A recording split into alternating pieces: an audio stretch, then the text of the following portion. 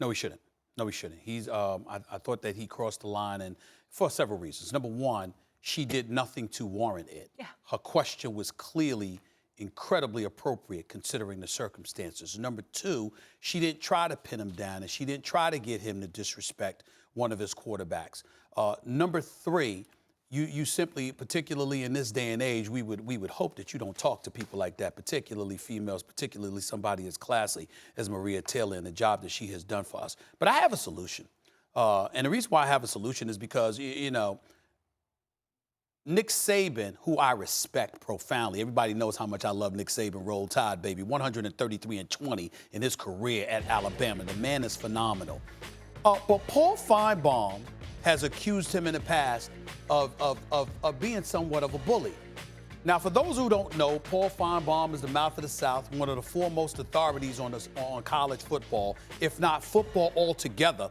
I've got a solution that I'd like to present to ESPN and ABC. Why don't we ask Paul Feinbaum, does he want to do those sideline reporters with Nick Saban? Let's see how Nick Saban enjoyed that. I promise you, Nick Saban might try, but boy, would he be in for some trouble if he tried to roll up on Paul Feinbaum like that. See, sometimes when you're dealing with bullies, you got to deal with somebody. You got to be confronted by somebody who doesn't mind the bully, who doesn't mind being confronted by the bully. They're ready to go toe-to-toe. And what I would ask is that the networks don't sit up there and judge Paul Feinbaum too harshly for coming back at him. I'd love to see it. It won't happen because Paul Feinbaum got other things to do. But I'd love to see if Nick Saban, if Paul Feinbaum had asked that question. Maria Taylor is totally excellent at her job. I mean, that is the best idea you've ever had. Paul Feinbaum doing, like, you want to talk about value out of that set? That would be must-see. That's right. TV. Let him try that with Paul Feinbaum. Let him try it. It's not that she handled it poorly. She handled it really well. But that itself would become a show. That's right. Look,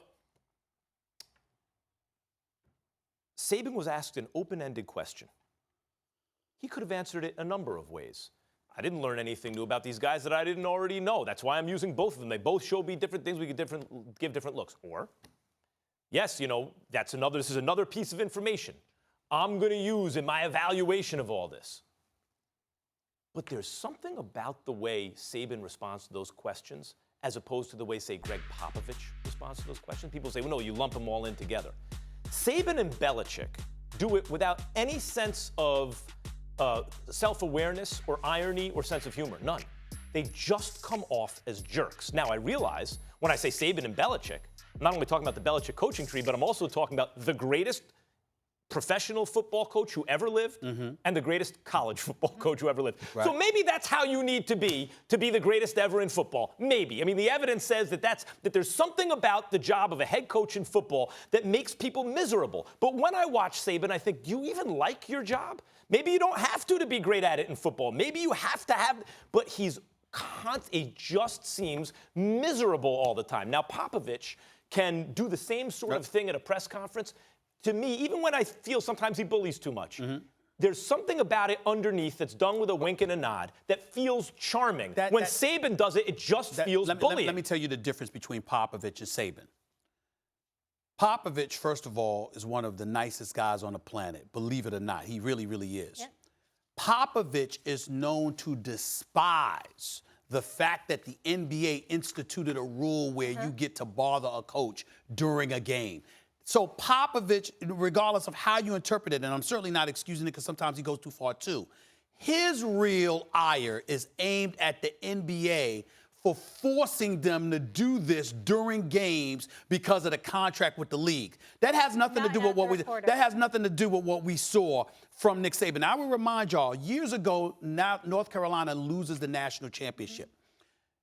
Kansas loses the national championship. Roy Williams is about to leave for North Carolina, but he doesn't want to answer the questions, particularly immediately after losing a national championship game.